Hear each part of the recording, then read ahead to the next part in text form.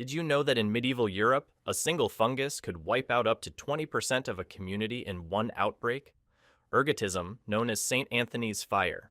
Anthony's fire hit hard with terrifying symptoms: hallucinations, convulsions, and gangrene, all from eating tainted rye.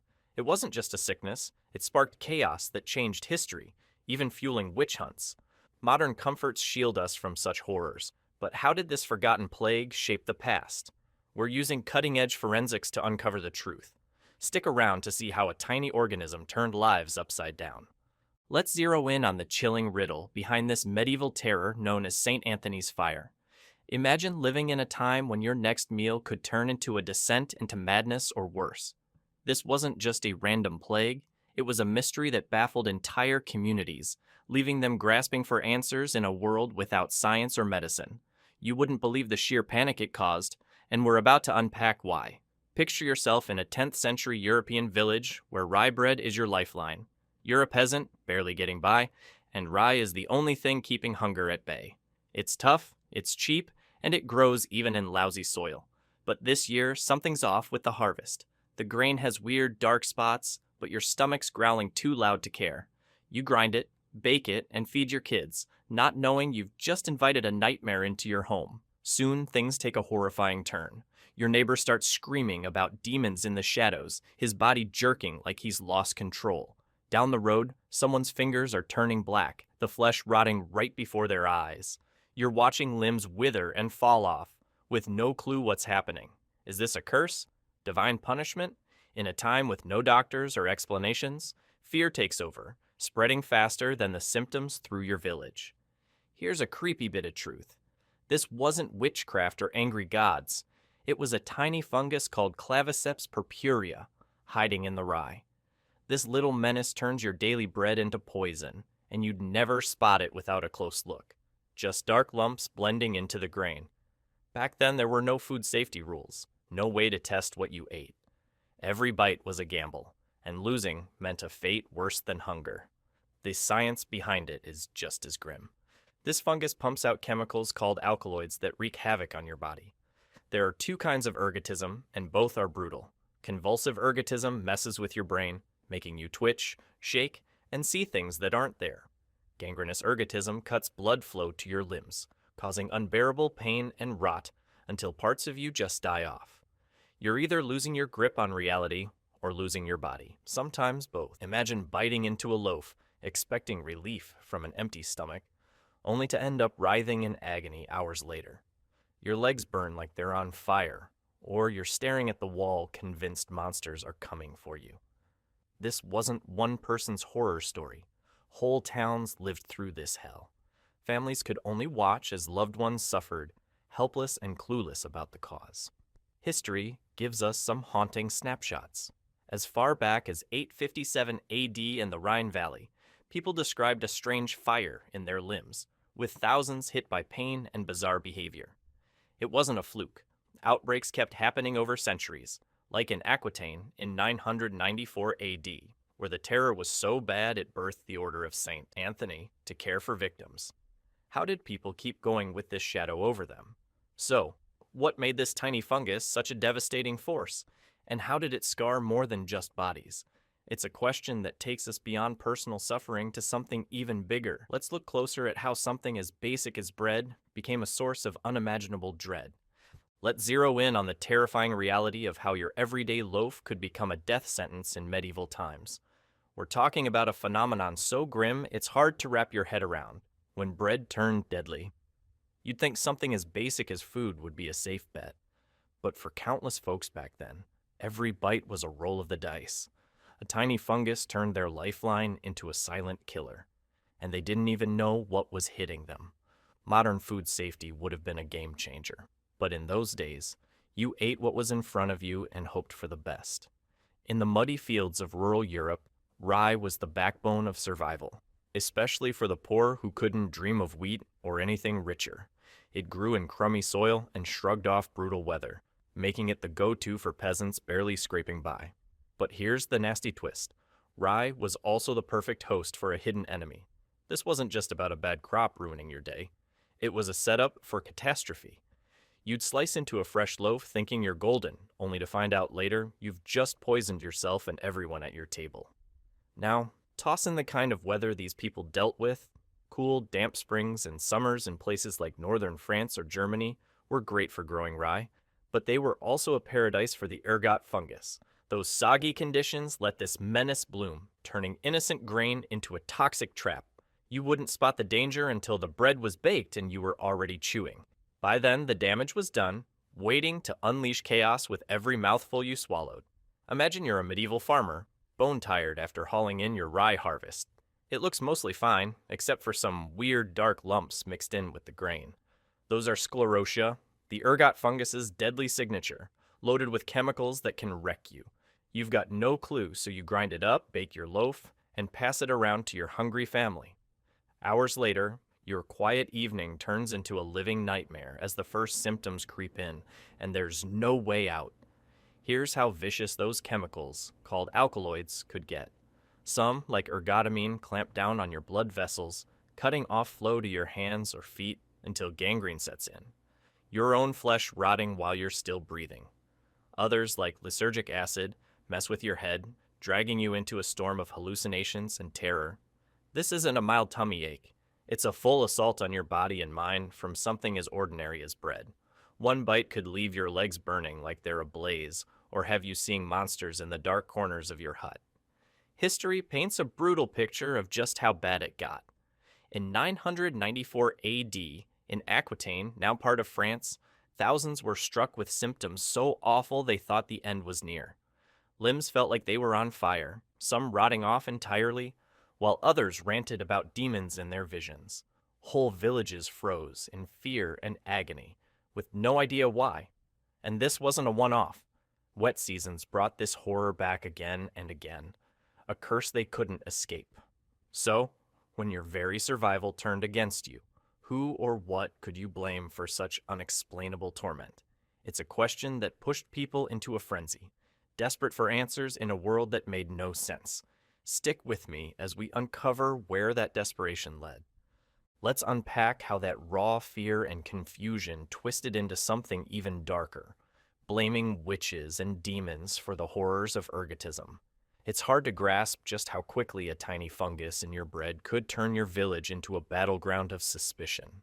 Back in medieval Europe, science wasn't even a whisper. If something went wrong, if your body or mind betrayed you in ways you couldn't explain, the answer had to be sinister forces. You wouldn't believe how fast folks jumped to the wildest, most terrifying ideas. Picture living in a world where every odd event screamed supernatural. Your cousin shaking uncontrollably and ranting about shadows? That's not an illness to you. It's a demon's grip. The old man down the lane losing his toes to black rot. Someone must have cursed him. There were no labs, no doctors with answers. Everything unexplainable got pinned on witchcraft or the devil's work. Modern comforts like a quick blood test were centuries away, so fear rushed in to fill the void, turning neighbors into enemies overnight. Here's the ugly part. Ergotism symptoms played right into those superstitions. Those wild convulsions, where your body jerks like a broken puppet, looked like possession straight out of a nightmare. Then there were the hallucinations, folks swearing they felt ghostly hands or saw spirits in the dark. To everyone watching, that wasn't a medical issue. It was hard proof of evil running rampant. You're not just sick, you're a walking sign that dark magic has infected your community. Take a chilling example from history. During the Salem witch trials in 1692, the girls labeled as bewitched showed behaviors eerily close to convulsive ergotism. Think violent fits, slipping into strange trances, and crying out about invisible attackers. It wasn't just odd quirks. These episodes whipped an entire town into a lethal frenzy. You've likely heard of Salem, where panic spiraled so far that innocent lives were lost. But what if the root was something as mundane as tainted rye? There's solid evidence pointing to that possibility. In 1691, the year before the trials, Salem endured a cold, wet growing season. Perfect conditions for ergot fungus to spread through rye crops. That little invader could have laced their food with toxic alkaloids, unseen and unsuspected. When those girls started thrashing and screaming about specters, the town didn't think poisoned grain. They thought witches. That fear snowballed into 19 executions, all potentially triggered by a bad harvest no one thought to question. Imagine you're in that tight-knit Puritan town on a bitter night. You're visiting a friend when their daughter collapses, shrieking about unseen hands clawing at her. She's flailing, eyes full of terror, claiming something's attacking from nowhere. What would you think? In a time with no other answers, you'd likely assume evil's at play too. Suspicion creeps in, and soon you're eyeing everyone, wondering who unleashed this curse on your home. This wasn't just personal betrayal. Whole villages shattered under the weight of unexplained pain. Outcasts, often women or anyone different, became easy scapegoats. You're aching, your family's seeing things, and you need someone to blame. So, you point at the lone widow or the odd girl muttering to herself. What began as spoiled bread explodes into a hunt for witches, with real people caught in the crossfire. Now, if a fungus could tear apart small towns with paranoia, imagine what it might do on a larger stage. Could this hidden poison have shaken more than just local lives? Let's keep digging into the chaos it left behind. Let's zero in on a mind-blowing idea. Could a tiny fungus have helped spark one of history's biggest explosions of chaos? We're talking about ergotism potentially fueling the French Revolution in the late 18th century. You've seen how this nasty little invader turned bread into a nightmare with hallucinations and rotting limbs. But what if its impact went way beyond personal suffering? What if it fanned the flames of rebellion in a nation already on the edge? It's a crazy thought, but hang with me as we unpack this. By the 1780s, France was a disaster waiting to happen. Years of terrible harvests had gutted food supplies, leaving fields barren and people starving. Bread prices skyrocketed, crushing the poor who spent nearly everything just to eat. Peasants were at their breaking point, watching their families waste away while the wealthy barely noticed. Rye was their only fallback, the cheap grain they clung to when wheat was a distant dream. But it came with a hidden curse. Wet, miserable weather turned rye into a breeding ground for ergot fungus, making their last hope a silent poison. Now, imagine tossing ergotism into this already explosive mix. You've got a population seething with hunger and resentment, and then this disease strikes, warping minds and breaking bodies. It's not just a grumbling stomach, it's seeing monsters in the shadows, jerking uncontrollably, or feeling your fingers blacken with gangrene. Layer that on top of unfair taxes and empty plates, and you've got a recipe for disaster. It's easy to see how a sickness that scrambles your brain could turn quiet anger into a full-blown uprising. Picture yourself as a peasant in rural France, scraping by on nothing. You've barely eaten in days, and the measly bread you've got comes from your own rye harvest. You bite in, desperate for relief, but soon your mind's playing tricks, everyone looks like an enemy, and paranoia grips you tight. Your body aches, your thoughts are a mess, and that simmering frustration turns into raw fury. You're not just starving, you're terrified and ready to fight. That's the kind of spark that can ignite a revolution. Some historians argue that ergot outbreaks in the years leading up to 1789 made this desperation even deadlier. With food already scarce, tainted rye didn't just mean hunger, it meant whole communities grappling with mental chaos. When your head's spinning from toxic alkaloids, radical ideas start sounding like salvation. Why not burn down a system that's left you broken and sick? Research points to chronic shortages paired with ergotism's effects pushing people over the edge, hungry for any change no matter how violent. You wouldn't believe how quickly psychological symptoms like paranoia can turn a grumbling crowd into a raging mob. One day, you're muttering about the king's taxes with your neighbors. The next, you're storming a noble's manor, driven by fear and visions from bad bread. Historians even suggest that during the Reign of Terror, where thousands were executed, ergot-induced hysteria might have fueled the extreme violence. It wasn't just politics. It was poisoned minds amplifying the bloodshed.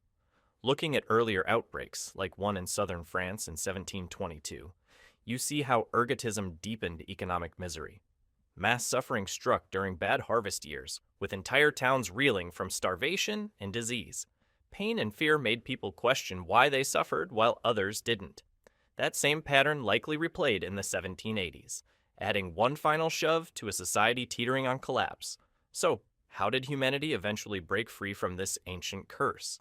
It's a story of turning terror into triumph, and one worth exploring as we reflect on this hidden force of history. Let's shift gears and explore how we escape the deadly grip of ergotism, moving from sheer horror to a place of hope.